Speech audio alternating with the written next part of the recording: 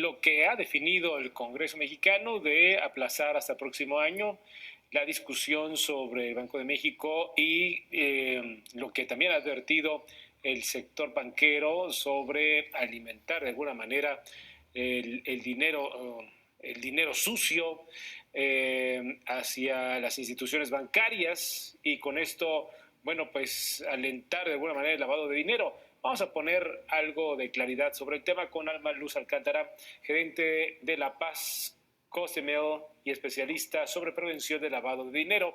Alma Luz Alcántara, gracias. Hola, ¿qué tal? Buenas tardes, muchas gracias y mucho gusto en saludarte a ti y por supuesto a tu audiencia. Gracias, Alma. ¿Cómo notas tú esta decisión de aplazar para el próximo año para darle un poco más de oxígeno a esta discusión y por qué se asocia esta modificación a la ley del Banco de México con el lavado de dinero? Ok, muchas gracias. Sí, pues bueno, como antecedentes sabemos que estuvo esta propuesta, está más bien esta propuesta, la reforma de la ley del Banco de México, y pues bueno, finalmente fueron aprobadas por la Cámara de Senadores y que bueno, finalmente, como bien mencionas, se encuentran en discusión en el Congreso. Ahora, pues creo que desde mi punto de vista, creo que es bueno meditar y revisar esta información y es necesario que se aplace, ya que tomar una decisión ahorita sería riesgosa en el sentido de que Banco de México hoy en día, como bien se ha comentado, es un regulador. Esto significa que Banco de México no opera. Recordemos que, bueno, finalmente el hecho de que Banco de México compre de forma ilimitada dólares, pues finalmente podría tener una consecuencia económica y también abrir una puerta, como bien se ha mencionado, al lavado de dinero. ¿Por qué decimos esto?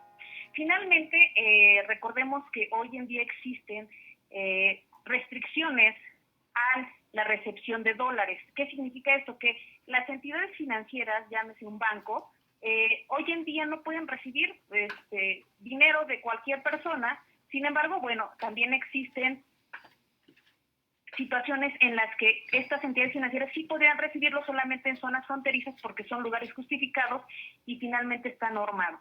También cabe la pena mencionar que existen reguladores en materia de prevención del lavado de dinero y también existen supervisores, como lo que es la Comisión Nacional Bancaria de Valores y también lo que es el Banco de México. Finalmente todo se analiza por la Unidad de Inteligencia Financiera. Pero bien aquí vemos que el uso del efectivo, aun cuando es una moneda que finalmente es autorizada y que se puede utilizar en México como todo, pues se sataniza el efectivo. ¿Por qué? Porque hoy en día el hecho de que Banco de México pueda recibir y comprar los dólares implica que también tenga que tener una inversión tremenda en la infraestructura, en la implementación de controles de prevención del lavado de dinero. Con esto podemos decir que esta situación debe de analizarse en una discusión más amplia y es por ello que yo, en mi opinión, estoy de acuerdo en que esto se aplace y por lo que podemos ver está programado a febrero, ya que debe de haber una amplia capacidad técnica que permita revisar y podamos enfrentar este problema sin generar riesgos. ¿Qué tal, Alma Luz Alcántara? Te saluda Omar Cepeda Castro. ¿De qué formas y cómo se podría lavar dinero de progresar esta reforma que se está planteando? Mucho se ha dicho que por medio del turismo y por medio de las remesas. ¿Nos puedes explicar cómo funcionaría este mecanismo y si existen otras variables para lavar dinero en caso dado de que se apruebe esta propuesta que, como bien lo dijimos, se va a ir hasta febrero? Muy bien. Finalmente, hoy en día hay muchas formas de lavar dinero. A esto se le denominan incluso tipologías. El hecho de que cualquier persona pueda llegar a una institución financiera y decirle, oye, cómprame $10,000, por ejemplo, el hecho de que yo como usuario pueda venderlos, ya sea en una cantidad pequeña o una cantidad grande, implica implementar medidas, ya que no sé de dónde procede ese dinero. Recordemos que el lavado de dinero es decimos es un proceso mediante el cual recursos de procedencia ilícita, entonces este dinero, estos dólares, ¿de dónde vienen? ¿De dónde proceden? Entonces, quizás podríamos decir, oye, pero van a ser grandes cantidades de dinero, pero también existen tipologías donde, por ejemplo, una de ellas es el pitufeo, en la que pequeñas cantidades de dinero pueden ingresarse y finalmente no sabemos de dónde procedería este dinero. Realmente ese es el punto. ¿De dónde procedería este dinero? Sí sabemos que, bueno, puede, y bien se ha visto, por eso es que bien comentaba yo en el tema de que existe permiso para las entidades financieras comprar dólares a los turistas, recibir los dólares. ¿Por qué? Porque pues finalmente es el dinero que ellos traen de su país. Y el tema de remesas, también me gustaría mencionar que en el tema de remesas existe una figura que se llaman transmisores de dinero, donde pues finalmente el dinero que envían nuestros paisanos por ejemplo, llámese Estados Unidos, pues finalmente aquí el que lo recibe el familiar, pues ya es es un dinero pues ya en efectivo, no me lo pueden dar en dólares. Sin embargo, para esto existen medidas para evitar que lleguen grandes cantidades de dinero.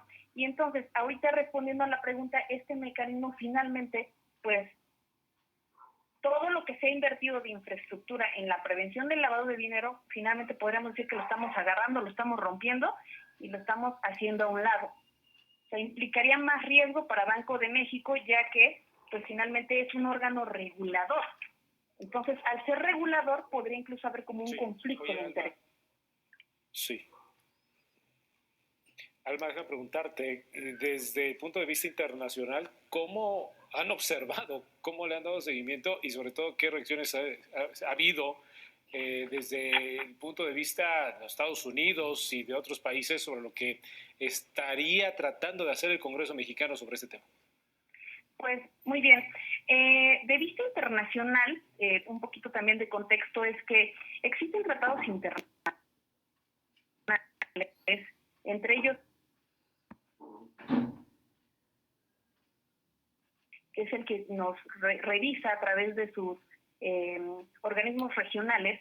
Y entonces, pues aquí finalmente el objetivo de esto es cumplir, es prevenir. Entonces, bien lo veíamos a través de hace un par de días que Moody's, que es una calificadora, decía, oye, aguas, porque si autorizas esta propuesta, pues te vamos a dar una calificación probablemente muy mala.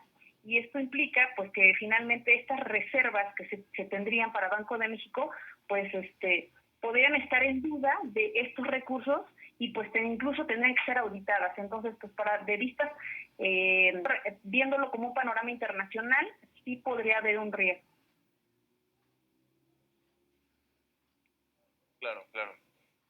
Ahora, respecto a la capacidad de las instituciones mexicanas en este momento, dejemos al lado esta posible reforma que se va a discutir en febrero y seguramente habrá variantes de como la conocimos apenas ayer y que se estaba en posibilidad de ser aprobada incluso en la Cámara de Diputados después de que en el Senado ya se había aprobado en comisiones. Lo que te quiero preguntar es cómo están en este momento nuestras instituciones, sobre todo las económicas, las instituciones económicas del Estado mexicano, para prevenir este lavado de dinero, porque también una de las leyes que están en el Congreso de la Unión es precisamente que van a limitar la operación de agentes de la DEA y de agentes de la CIA en este tipo de operaciones, el combate al crimen organizado, pero que al mismo tiempo pues tiene que ver con frenar el lavado de dinero, ¿no? Van muy de la mano. Sin estas operaciones por parte de estos agentes, ¿consideras que México tiene la capacidad para frenar de manera independiente, sin la ayuda de Estados Unidos, todo este problemón que también está ahí de fondo, más allá de la violencia, también el lavado, el dinero ilícito? Ok, muy bien. Pues en el tema de la capacidad para las instituciones, creo que es conveniente que aquí el lavado de dinero no solamente es un tema de prevenirlo en las entidades financieras y, bueno, tratar de hacer los esfuerzos, ¿no? Aparte de ello, creo que es importante, es un tema cultural, es todo un tema, ¿no? Finalmente el lavado de dinero, como bien podemos ver, también contribuye al Producto Interno Bruto, como incluso se ha escuchado, o sea, es increíble cómo lo hace. Sí.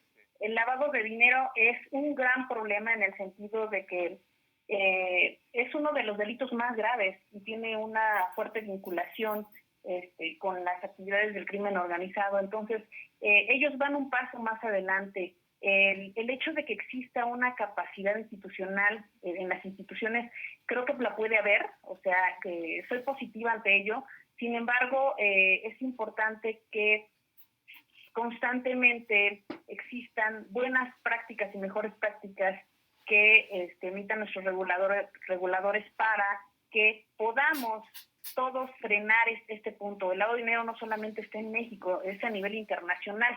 Si me permites darte una cifra, el lavado de dinero, según la UNODC, que es la Oficina de Naciones Unidas contra la Droga y Delito, nos dice que en el mundo se lavan entre 800 mil millones y 2 billones de dólares, ¿sí? Y en el caso de México contribuye un 2% del Producto Interno Bruto, que obviamente no se tiene un dato preciso porque pues finalmente pues, ya sabemos dónde están todos, ¿verdad? Pero sí creo que puede existir una capacidad. Sin embargo, pues vemos que es un problema internacional y que los lavadores siempre van a ir un paso adelante. Muy bien, gracias Alma Luz Alcántara por estar con nosotros. Muchas gracias. Buenas noches. La pausa pendiente, volvemos.